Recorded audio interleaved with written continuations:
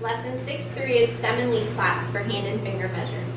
Our objective here is to introduce stem and leaf plats and then to provide some practice with those measurements that you did yesterday or in lesson 6-2. So here's a set of data that's also on the website you'll be using for this lesson. If we take a look at this data, we have this over here. This is our stem and leaf plat. And our stem for this one, we have the hundreds and the tens on this side of the line. And your leaves will always be in the one, just the ones place. So I'm going to take my data and I'm going to record it on the stem and leaf plat. So if I go through, my first number is 139.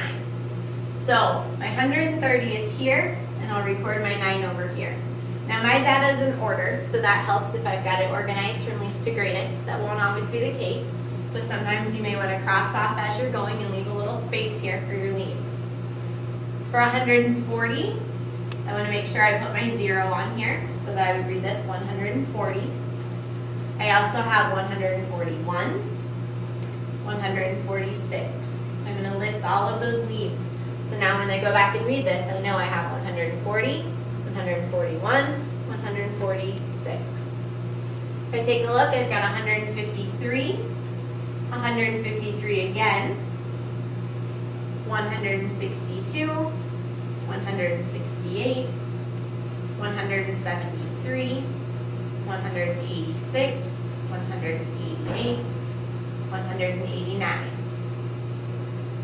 For 190, I don't have any numbers that will go with this stem, so I want to make sure I leave that blank. Remember, you don't want to put a 0 in here because then it would look like 190, and that's not in my data. For 200, I'll put my 0, and 201, 206. I have 212, so remember again, the 2's in my 1's place, that's what I'm recording here.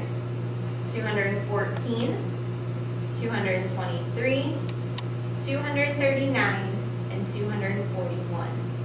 So then if I were to go back and look at my stem and leaf plat, I could see if there were any numbers that repeated. I could look for my mode. Okay, my mode here would be 153. I can see that it's up there twice. I could use this data to find the maximum, the minimum, the range, all of those different landmarks that we've been working